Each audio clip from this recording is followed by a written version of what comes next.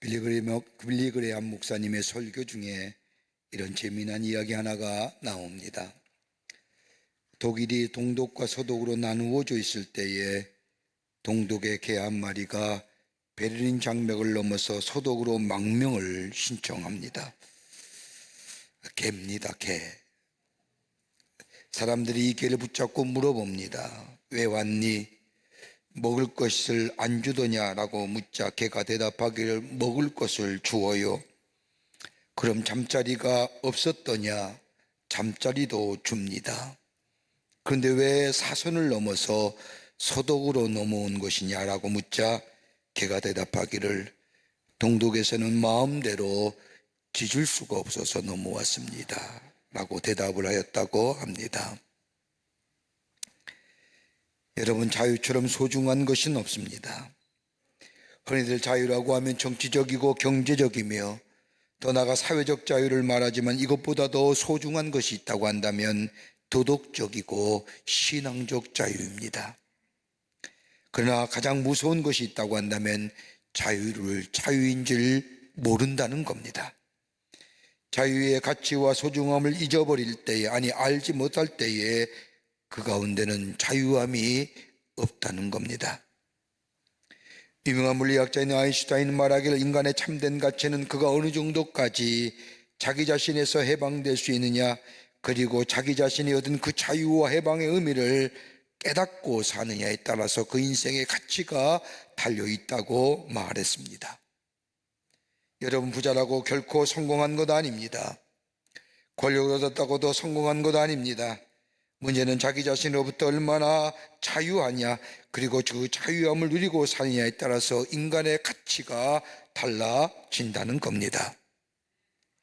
교육학자인 헤르바르트라고 하는 사람은 인간이 추구해야 할 윤리적이며 이성적인 인간상, 즉 참 자유인으로서의 삶을 살려고 하면 적어도 이 정도는 가지고 있어야 된다고 얘기하며 5가지 것을 이야기합니다. 그 하나가 뭐냐?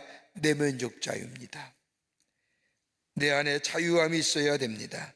이 내면적 자유는 정신적이며 양심적이며 그리고 신앙적인 자유를 말합니다. 환경과 여건을 말하는 것이 아니라 내 안에 정신적이고 양심적이고 신앙적인 자유를 말합니다. 두 번째 있다고 한다면 절대적인 자유입니다. 여러분, 자유란 상대적인 것이 아닙니다. 절대적인 겁니다. 정치적, 경제적, 사회적 자유는 상대적인 겁니다. 그러나 내면의 자유는 절대적인 겁니다. 여러분, 내 삶 속에 가난하든지 부하든지 경제 건강하든지 병이 들든지 자유로워야 합니다. 자유롭지 못하면 그 자유는 참된 자유가 아닙니다. 유명한 남아프리카의 대통령이었던 넬슨 만델라 대통령이 무려 27년 6개월 동안 수용 생활을 마치고 나왔을 때 물었습니다. 어떻게 견딜 수 있었습니까? 어떻게 인내할 수 있었습니까? 라고 묻자 이 넬슨 만델라 대통령이 몸은 갇혀 있다 할지라도 내 마음이 자유롭기 때문에 견딜 수 있었습니다. 절대적인 자유 있어야 됩니다. 또 하나 있다고 한다면 자기 희생을 통해 자유함을 누려야 합니다. 희생을 통하여 자유인이 된다는 겁니다. 여러분, 주는 자는 자유인입니다. 그러나 받으면 미안한 말씀이지만 노예입니다. 내가 받는 것만 좋아한다면 그 사람은 노예입니다. 가만 보십시오. 신세를 지게 되면 그만큼 갚아야 하고 거기에 매이게 됩니다. 그러나 남에게 베풀며 주고 살면 그만큼 자유롭습니다. 네 번째는 자유는 정의에 기초해야 됩니다. 자유는 방임도 아니고 방종이 아닙니다. 자유에는 정의가 있어야 되고 그 위에 자유가 세워져야 됩니다. 하나 더가 있다고 한다면 자유는 책임지는 겁니다. 나의 자유로운 행위에 내가 책임질 수 있어야 됩니다. 나는 방종하고 방임하며 그 책임을 다른 사람에게 치울 수는 없는 겁니다. 내가 행동하며 그가 내 행동에 책임질 수 있을 때에 비로소 자유입니다. 이렇게 본다면 자유주는 쟁취하는 것이 아닙니다. 주어지는 겁니다. 간혹가다 보면 자유를 마치 투쟁하여 쟁취하는 것처럼 생각하지만 자유는 그렇게 해서 얻어지는 자유가 아니라 주어져야 자유입니다. 오늘 본문의 말씀을 보십시오. 오늘 본문의 말씀을 보면 하나님은 이스라엘 백성을 향하여 애굽 땅에서 종되었던 것을 기억하라고 말씀하십니다. 이스라엘 백성에서의 출애굽이란 해방의 사건일 뿐만 아니라 억압으로부터의 자유함을 뜻하는 사건이 출애굽 사건입니다. 이스라엘이 출애굽 사건만큼 드라마틱한 사건은 없었을 겁니다.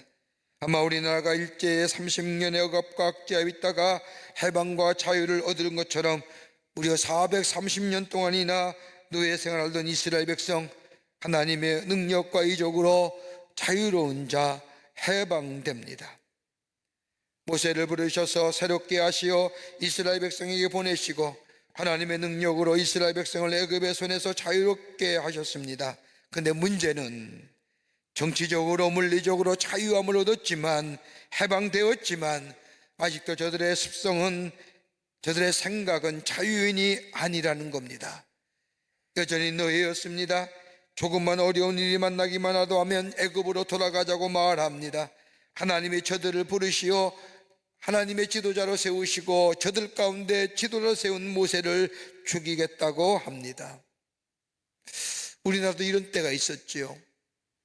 일제의 30년의 앞자에 있다가 일본의 군국주의의 패방으로 말미암아 8.15 해방을 맞이한 채 갑작스러운 자유와 독립이 주어지자 나라가 혼란스러웠습니다. 또 정치적으로 경제적으로 어려웠습니다.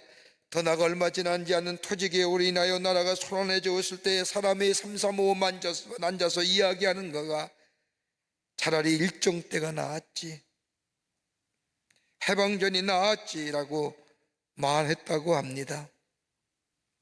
이렇게 말한 사람은 자유의 소중함을 모르는 사람의 이야기일 겁니다. 이렇게 말하는 사람은 아마도 자유인보다는 노예의 습성과 노예의 근성을 가진 사람들일 것입니다. 오늘 우리 민족이 일제의 제국주의와 군국주의에서 해방한 지 77주년이 되는 기념주일로 예배드립니다. 일제의 36년 동안 우리나라의 주권은 처절하게도 빼앗겨온 시간이었습니다.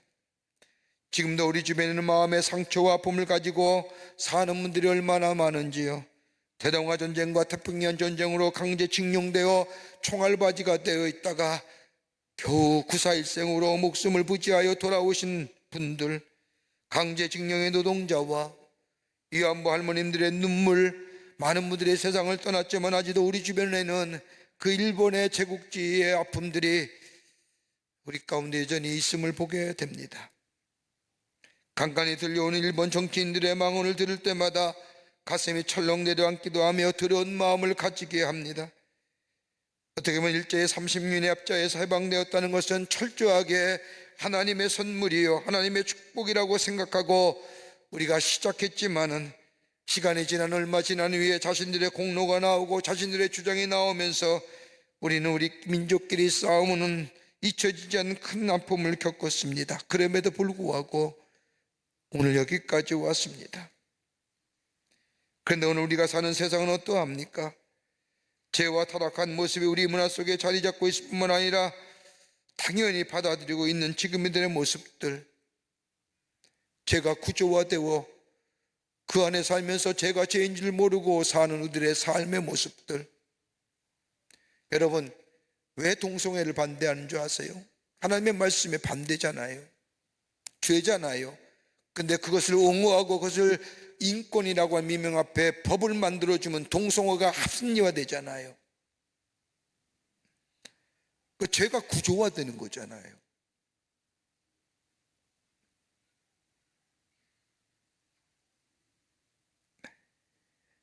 수많은 교회들이 십자가의 불을 밝히고 있지만 교회의 사명을 다하지 못하는 작금의 모습들, 정치가들과 그 밖의 사람들이 국민을 위한다고 말하지만 국민을 위하기보다는 자신들의 위한 정치가 되어버린 작금의 현실들. 한반도는 어떻습니까? 열강들의 각축전을 벌이고 있습니다. 저 북한은 핵무기를 공공하게 쏘올리면서 한반도의 평화를 넘어서서 세계의 평화를 위협하고 있고 자국의 이익을 위해서는 다른 나라를 침공하여 전쟁을 일으키기를 불사하는 이 세계의 정세 속에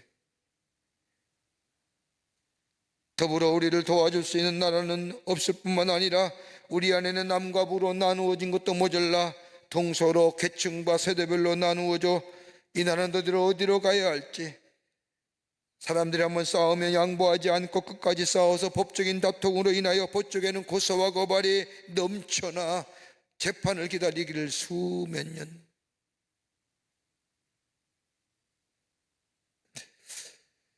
우리의 교회의 모습은 어떨까요? 저는 가끔 고민하며 기도하며 생각하는 것이 하나 있는, 우리가 지금 이렇게 예배드리는 모습이 얼마나 지속될 수 있을까?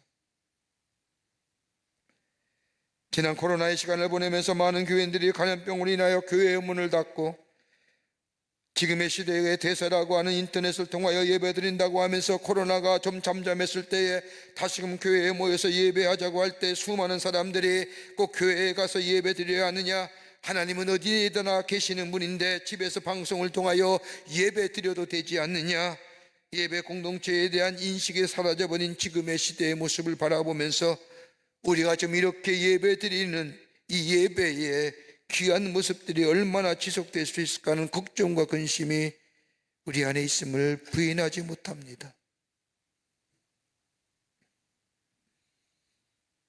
교회 구성인이 외람된 말씀이지만 40대가 교회에 구성된 교회가 그리 많지 않습니다.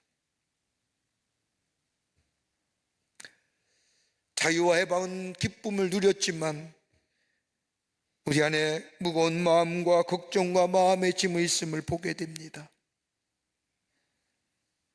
이 나라의 자유와 해방을 얻은 지 오늘 70주년을 맞이하는 광복절 기념주일 이 아침에 자유의 본성이 어디 있을까요? 오늘 하나님께서는 이스라엘 백성을 향하여 거기서 속량한 것을 기억하라고 말씀하시는데 우리가 기억할 것이 어떤 것일까요? 그리고 우리 안에 참된 자유와 해방을 누릴 수 있는 길은 어떤 길일까요? 오늘 본문의 말씀을 통해서 함께 말씀을 나누며 함께 은혜를 나누고자 합니다. 첫째는 과거를 잊지 말라는 겁니다. 오늘 본문 말씀에 너희 종되었던 것을 기억하라고 하나님은 이스라엘 백성에게 말씀하십니다. 다른 말로 표현하자면 과거에 매이지 말라, 그러나 과거를 잊지 말라는 겁니다. 노예 근성에 매이지 말라는 겁니다. 과거의 애굽의 노예 생활의 비참함을 잊지 말라는 겁니다. 여러분, 민수기의 말씀을 우리가 가만히 읽어보면 이스라엘 백성이 40년의 광야 생활하며 기록한 하나님의 말씀인데, 이 민수기의 말씀을 일명 별명을 중얼거린 책으로 얘기합니다. 이스라엘 백성이 광야에 40년 동안 얼마나 많은 원망과 불평을 누려놓았는지, 저들이 광야의 삶을 살다가 많이 중얼거려 민수기의 말씀을 중얼거리는 책이라는 별명을 붙여놓았습니다. 이스라엘 백성의 광야의 40년 생활에 저들이 한 원망과 불평은 딱 한마디로 요약할 수 있습니다. 그때가 좋았지. 과거를 회상하고 돌아가고 싶다는 겁니다. 과거를 생각하고 과거로 돌아가면 하나님 앞에 이스라엘 백성은 크게 범죄합니다. 이러한 이스라엘 백성의 죄에 하나님은 진노하시며 저들을 다 광야에서 죽게 하십니다. 사도 바울은 고린도서 10장의 말씀, 이 이스라엘 백성의 40년의 저들의 광야에서의 원망과 불평을 한마디로 이렇게 말씀합니다. 이스라엘이 광야에서 지은 죄는 원망의 죄다. 여러분, 원망과 불평 왜 하십니까? 원망과 불평하는 사람들을 조사의 이유를 조사해 봤더니 몇 가지의 공통된 이유가 나오다는 겁니다. 원망과 불평하는 사람의 공통된 첫 번째 이유는 뭐냐? 지금의 삶이 만족함이 없을 때에 원망합니다. 지금의 삶에 만족하는 사람은 원망하지 않습니다. 감사하며 사합니다. 그런데 지금의 삶에 만족함이 없는 사람이 그때가 좋았지라며 과거를 비교하며 그로 인하여 나오는 원망과 불평을 입에서 쏟아냅니다. 또 하나 이유가 있다고 한다면 미래가 불투명할 때 원망하고 불평합니다. 미래가 확실하면 지금의 어려움 얼마든지 이길 수가 있습니다. 넉넉히 감당합니다. 여러분, 예수 믿는다고 하면서도 예수 믿는 사람 가운데 원망하고 불평하는 사람들, 여러분 딱 한마디로 이렇게 미래에 대하여 믿지 못하기에, 불투명하기에, 여러분 그리스도의 만큼 미래의 삶이 확실한 삶이 어디 있습니까? 우리의 삶은 영생을 얻는 삶이요, 영원한 천국에 가는 삶이요, 저 안식에 들어가는 삶이요, 주님과 함께 왕노릇하는 사람이요, 천사들의 수종을 받는 삶이요. 여러분, 이것만큼 확실한 삶이 어디 있을까요? 이것이 우리 안에 확실하게 자리 잡고 있다고 한다면 지금의 어려움, 지금의 역경, 환난 얼마든지 능히 극복할 수 있습니다. 이 믿음이 흔들리니까.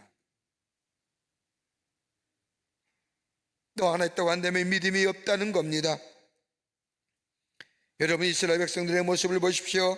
하나님의 말씀에 대한 믿음이 없으니 부족한 것만 봅니다.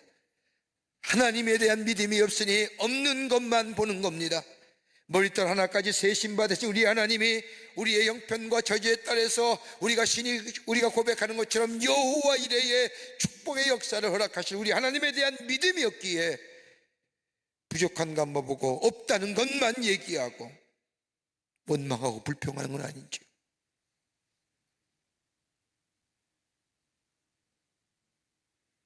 여러분 기억하세요. 내 입술에 원망과 불평이 나오면 나는 여전히 자유인이 아니라 노예입니다. 여러분, 자유인은 감사할 수 있습니다.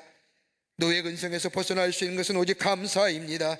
작은 일이나 큰 일이나 내 안에 감사와 감격이 있게 될 때에 그 감사와 감격은 나의 삶 속에 새로운 에너지를 가져다 주고 그 에너지가 우리의 삶의 역동성을 만들어주며 그 역동성이 우리의 미래를 새롭게 열어가게 만듭니다.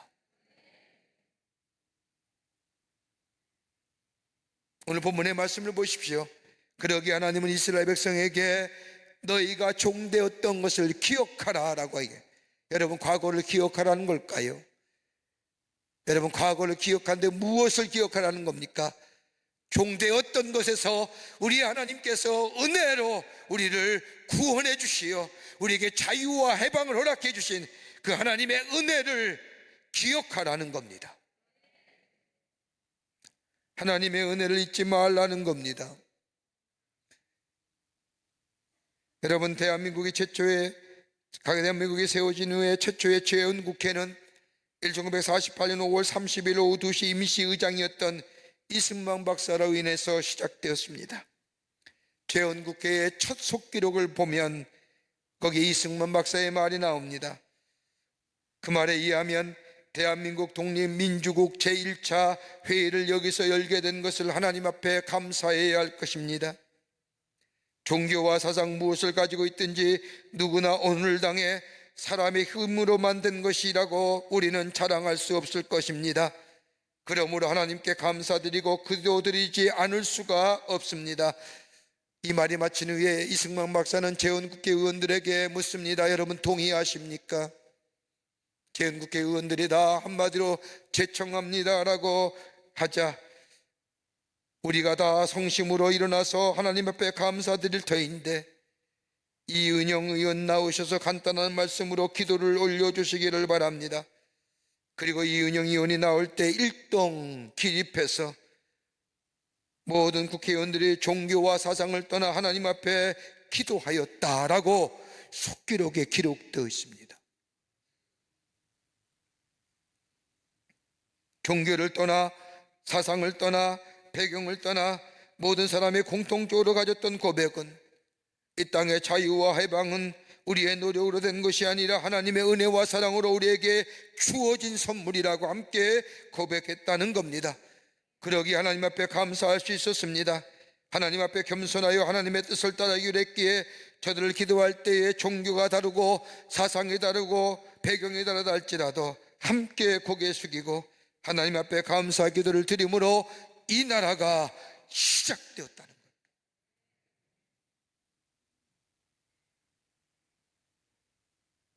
그런데 지금의 모습은 어떠한가요?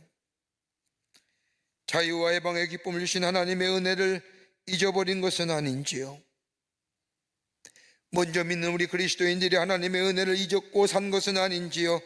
하나님의 은혜의 자리 대신에 물질이 자리 잡고, 하나님의 은혜가 있어야 할 자리에 우리의 힘이 자리 잡고, 하나님의 은혜가 있어야 할 자리에 우리의 욕망과 욕심이 자리 잡고 있지는 않은지요? 그러기에 점점 이 땅이 무너져 가는 것은 아닌지.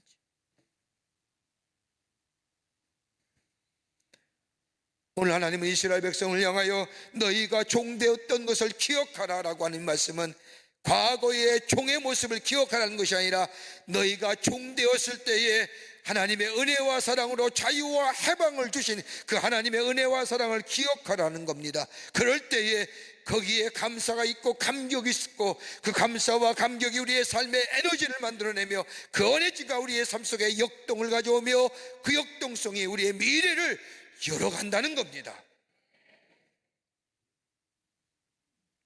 회복의 길이 어디 있을까요? 하나님의 은혜를 기억하는 겁니다. 아니, 하나님의 은혜가 우리의 마음속에 넘치게 하는 겁니다. 우리의 가정에 하나님의 은혜가 흐르게 해야 한다는 겁니다. 내가 속한 일터와 내 삶 가운데 하나님의 은혜가 흐르게 할 때에, 넘치게 될 때에 겸손하게 되고, 하나님의 은혜를 아는 사람은 사람은 감사와 감격이 있고, 그 감사와 감격이 새로운 역사를 이루어가게 합니다. 이런 일이 있었다고 합니다. 목사님 어느 가정에 신방을 갔는데, 신방을 받는 성도가 목사님 앞에 고백하기를, 목사님 저는 죄인입니다, 하나님 앞에서 말할 수 없는 죄인입니다 라고 고백하더라는 겁니다. 이 고백을 듣는 목사님께서 그냥 넘어가면 좋을 터인데, 예, 제가 봐도 당신은 죄인입니다, 죄를 많이 지은 것 같습니다 라고 말하자, 좀 전만 해도 고백했던 이 사람이 돌변하면서 목사님께 말하다는 겁니다. 아니 목사님, 무슨 말을 그렇게 하십니까? 나만 죄 지었습니까? 목사님은 죄인이 아니신가요? 모두가 다 그렇게 말하니까 나도 하나님 말한 것뿐인데 그걸 가지고 어떻게 그렇게 험악하게 얘기하십니까? 라고 하더라는 겁니다. 웃는 얘기죠. 근데 뭐예요? 내가 죄인임을 인정하지 않는 거예요. 왜요? 내 속에 은혜가 사라졌기 때문에, 은혜가 빠져나갔기 때문에. 지난날 우리의 삶을 인도해 주셨던 하나님의 놀라운 은혜, 우리의 삶의 여정들 때마다 시마다 간섭하시고 인도하신 그 하나님의 놀라운 은혜들을 발견하며 그 은혜 안에 내가 있게 될 때에 감사가 우리의 삶 속에 있게 되고, 감사가 있을 때에 우리의 미래가 새롭게 열려지게 되는 줄 믿습니다. 성경 말씀을 가만히 보세요. 기억하라고 하는 얘기가 많이 있습니다. 기억하라, 뭘 기억할까요? 하나님의 은혜 기억하는 자, 새로운 미래가 열려지게 됩니다. 두 번째는 영적인 자유함이 있어야 됩니다. 진정한 자유는 영적인 자유함으로 인한 자유입니다. 오늘 본문 말씀 18절의 말씀을 보면 여호와께서 너를 거기서 속량하신 것을 기억하라고 말씀합니다. 거기서 속량하신 것을 기억하라고 하는 것은 너희가 얻어진 자유는 거둬 얻어진 자유가 아니라 대가를 치르고 값을 치른 자유와 해방이라는 겁니다. 속량이라는 것은 값을 치렀다는 겁니다. 노예로 거하고 있던 이스라엘 백성, 하나님의 백성, 하나님이 누구인지, 하나님이 어떤 사람인지, 아브라함이 누구이며 이삭이 누구이며 야곱이 누구인지 다 잊어버렸던, 더더구나 하나님의 백성이지만 하나님의 백성의 정체성을 잃어버리고 살았던 저들, 하나님은 430년 전에 야곱에게 하신 말씀을 이루시기 위하여 이스라엘 백성을 애굽에서 구속하여 주십니다. 그냥 구속일까요? 이걸 다른 말로 표현하면 하나님과의 관계성을 회복시켜 주십니다. 하나님이 이스라엘의 하나님이 되고 이스라엘 백성이 하나님의 백성됨의 관계성을 회복시켜 주십니다. 여러분, 하나님과의 관계성을 무너뜨리는 것이 어떤 걸까요? 다름이 아니라 죄입니다. 죄는 하나님과의 관계를 무너뜨립니다. 죄는 사명을 망각해 하고, 죄는 자신뿐만 아니라 공동체를 무너뜨리는 파괴력을 가지고 있습니다. 죄는 하나님이신 놀라운 자유를 잘못 사용케 하여 삶을 타락하게 하는 통로가 되게 합니다. 죄는 하나님을 대적하는 일을 쉽게 하게 할 뿐만 아니라 용서받지 못할 일들 너무나 쉽게 하게 하면서 우리 자신을 무너뜨립니다. 여러분 가만히 보십시오. 우리가 이 세상을 살면서 세상에 순응하게 되다 보면 어느덧 죄가 우리 가운데 자리 잡고 맙니다. 그리고 우리의 기준을 왜곡시키고 죄에 대하여 감각을 마비시킵니다. 나중에는 죄의 구조가 만들어서 죄도 죄인 줄 알지 못하고 죄짓고 살아가는 인생으로 전락하게 만듭니다. 그런데 죄의 치명적인 요소는 하나님의 우리에게 주시고자 하는 축복을 막아버린다는 거예요.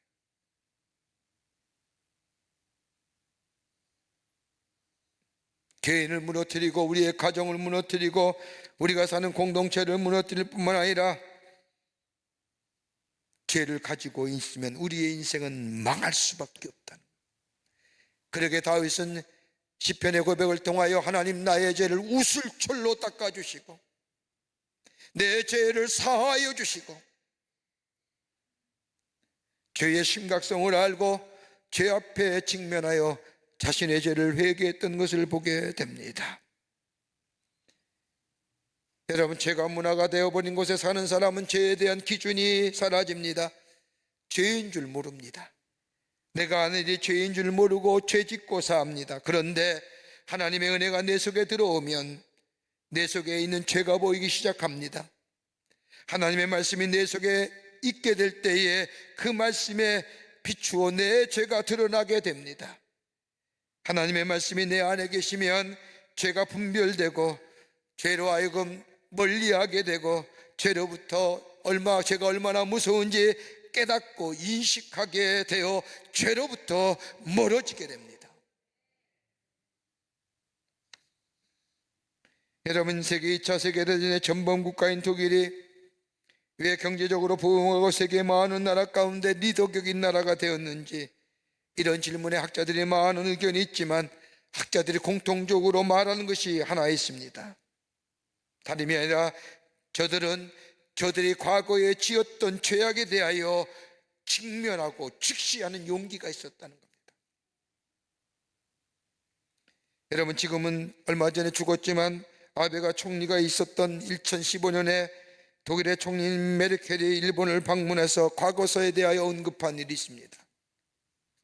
군대를 부활시키고 일본의 주변 국가에 저지른 만행을 부인하는 그때에 2차 세계대전 이후에 독일에 피해를 주었던 주변 국가들에게 어떻게 사과하고 배상했는지 메르켈은 아베에게 이야기합니다. 메르켈 총리는 주변의 국가와 화해하고 평화를 위하여 끊임없이 사죄하고 사죄했다고 말할 뿐만 아니라 전쟁으로 인하여 피해 보상금을 받지 못한 유대인들이 있으면 얘기해 달라고 끊임없이 자신의 조상들이 지은 죄를 직시하며 직민하며 다시는 죄의 과오를 짓지 않겠다고 부단히 노력했다는 겁니다. 죄가 얼마만큼 인생을 파괴하는지 아는 민족이 독일 민족이라는 겁니다. 자신들 때문에 수많은 젊은들이 전쟁터에 나가 죽었고, 그리고 자기들만이 죽은 것이 아니라 자신들로 인하여 수많은 이웃나라가 고통과 어려움을 당하고 괴로움을 당했건, 이것에 대한 원인은 다른 것이 아니라 독일 국민들이 지은 죄라고 생각하기에 이 죄가 반복돼서는 안 되겠다고 생각했다는 겁니다. 죄를 직시하는 것은 괴로운 일입니다. 직면하는 것만큼 어렵고 힘든 일은 없습니다. 그런데 죄가 어떤 결과를 만들어낸다는 사실을 알면 죄를 직시하게 됩니다. 여러분, 폴란드의 아우슈비츠 수용소라는 곳에 가보면 가장 많이 방문한 나라가 독일 백성이랍니다. 독일의 어린 학생들이 수학여행차 아우슈비츠를 방문하며 자신들의 조상이 저지른 극악무도한 죄의 연장 앞에서 그 단계인의 잘못된 생각으로 인하여 무려 600만 명이라는 엄청난 유대인이 죽어간 그 연장을 보면서 저들은 다시는 역사 속에서 이러한 죄를 범하지 말아야 된다고, 안 되겠다고 현장을 보며 생각한다고 합니다. 생체 실험을 했던 저 독일의 바이에른의 부엔발트 수용소에 박물관을 세워 후대들에게 우리가 얼마나 역사 앞에 엄청난 죄를 지었는가를 보여주었답니다.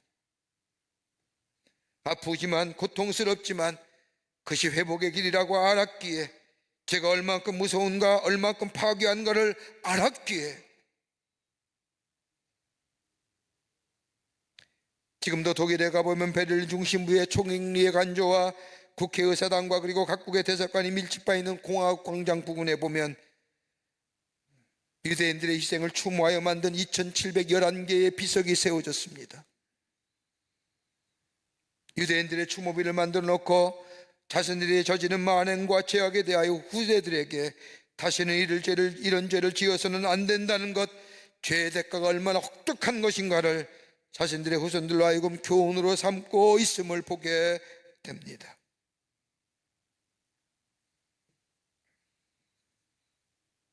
가깝고도 먼 이웃이라고 하는 일본, 우리 옆에 있는 나라의 사람들,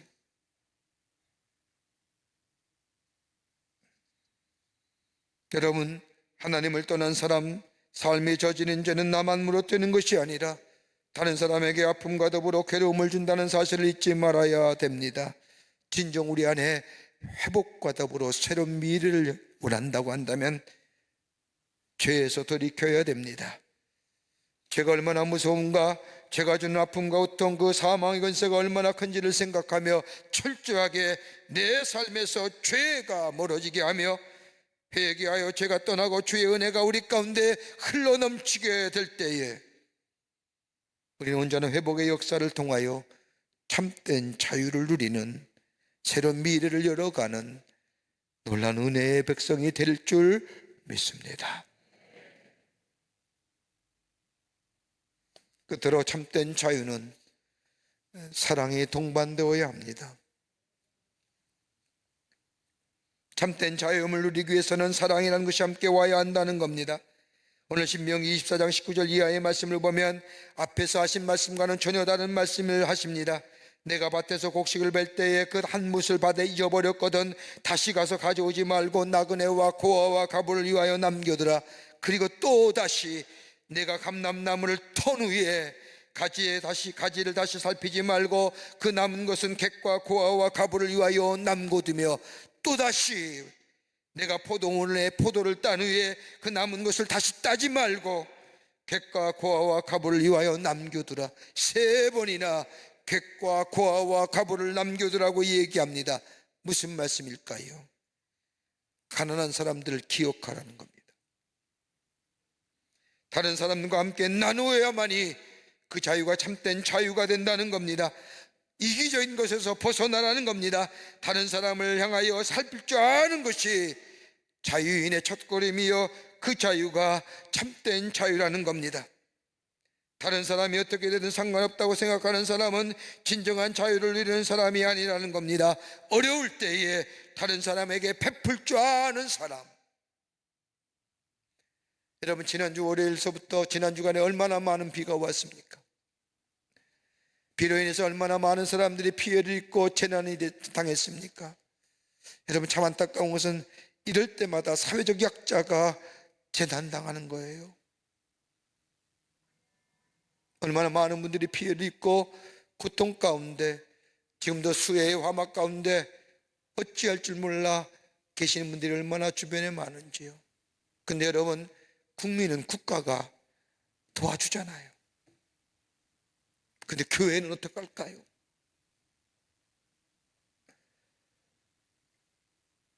이 비 피해로 인해서 아름다운 교회 공동체가 물에 차고 침수당하여 교회 공동체 안에 교회 당하는 냄새가 나고 썩은 냄새가 나고 다 끌어내고 물로 청소해도 여전히 냄새 나는 그 교회, 그 누가 도와주고 누가 다시 세워줄 수 있을까요?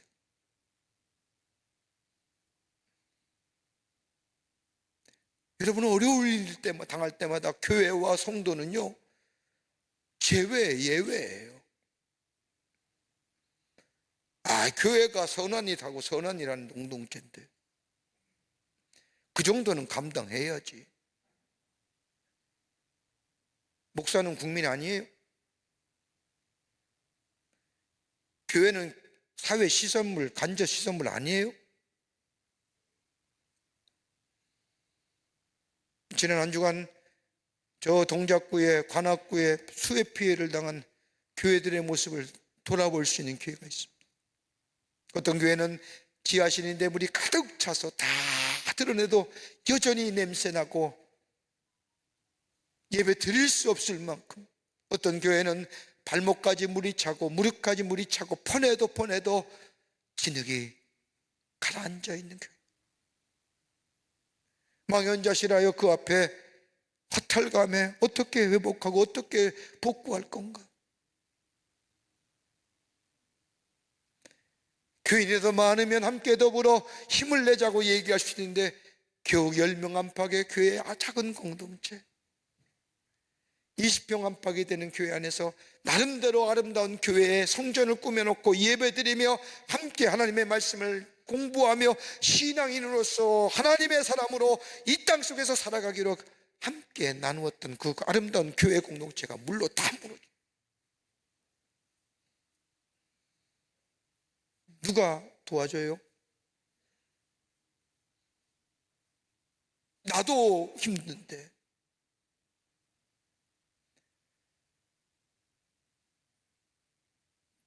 우리 연회 안에 14개 교회가 침수당했습니다.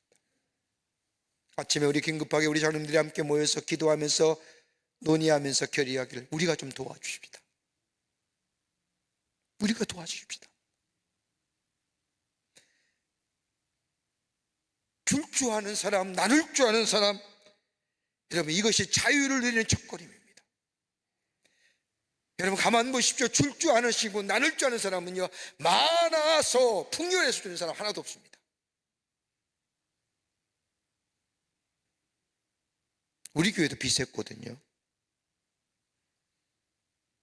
새벽 1시까지 물 퍼냈단 말입니다.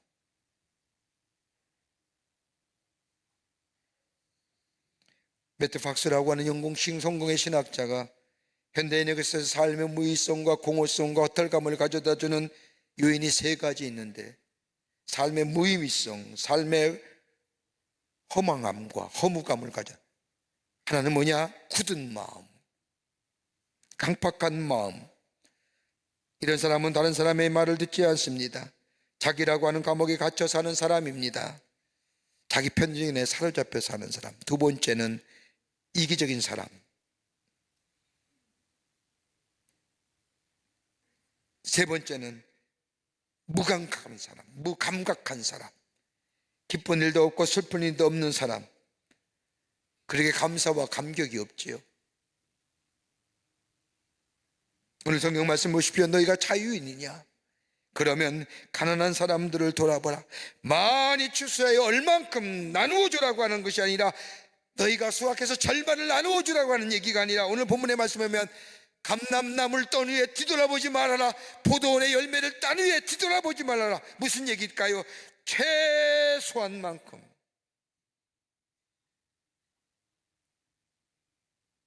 없는 사람 기억하고 도와주라는 거예요.